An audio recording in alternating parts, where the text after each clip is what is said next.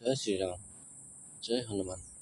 तो बंधु मैंने आपन जदि आम चैनल नुआ अच्छा तो सब्सक्राइब प्रथम कर दिंतु। आपन जदि वीडियो भल लगे लाइक निहाती करेंगे, कमेंट मध्य निजर मतामत निहाती भाव जनवाई अनुरोध। ठीक अच्छे। तो अमावास्यार काल राति से दिन अमावास्यार घन अंधार राति श्याम बाबू को मार्केट रे काम सर टिके विलम्ब हो जाए। श्याम बाबू तरबरिया होई किछि परिबा किणी बैगटी को निजर साइकेल झुलाई दे निज घर अभिमुखे बाहरी पड़िले। सबुदिन परी श्याम बाबूंकर हस हस चेहराटी आज कौन पाई मलिन पड़ जाइथिला। सतिकी जेपरी आकाशर जह्न उपरे कला बादल आस्तरण पड़ जाइछि। श्याम बाबू एक दीर्घ निश्वास मारी साइकेल पेडल मारिले आउ टिके ऊपर को चाहिले। ऊपर को अनाई कौन भाविले केजाणी साइकेल बेग बढ़ाई एक उच्च स्वर रे स्वप्ना बोली चित्कार करी उठिले। स्वप्ना थिला श्याम बाबू को झीर नाम। स्वप्ना को 20 छुईलाणी। श्याम बाबू भी स्वप्नार बाहाघर पाई बरपात्र देखिबा आरंभ कर देइथिले। हेले स्वप्ना बापांकर एई कथा को पसंद करू नथिले। से चाहूथिले निज इच्छारे प्रेम करी बाहा हेबा पाई। सेथिपाई से पाख गाँवर एक पिला को प्रेम करुथिले।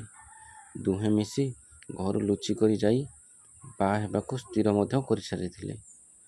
सेही दिन स्वप्ना फोन रे कथा हला बेले अमावास्या राति रे घर लुचि पळेबाकु कहूथिबार श्याम बाबू शुणी देथिले। हेले कथाटी को संपूर्ण बुझी पारि नथिले।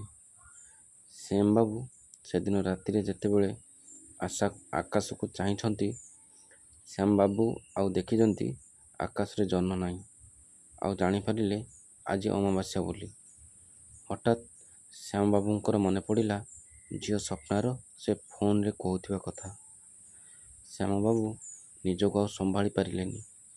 गाँ मुंडरू स्वप्ना स्वप्ना बोली चित्कार करी आसुथांती। श्याम बाबू घर पाखरे पहुंची देखंती तो घर भितरू कबाट बंद अछि। श्याम बाबू कबाट बंद थिबा देखी टिके शांति रे निश्वास मारिले।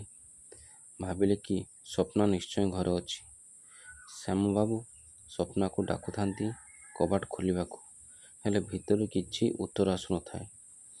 श्याम बाबू व्यस्त विब्रत होई पाखरे पड़िथिबा लुहा बाड़ी गोटे आनी हठात भांगी देखिले तो स्वप्ना आत्महत्या कर देइछि दौड़ी देइकी।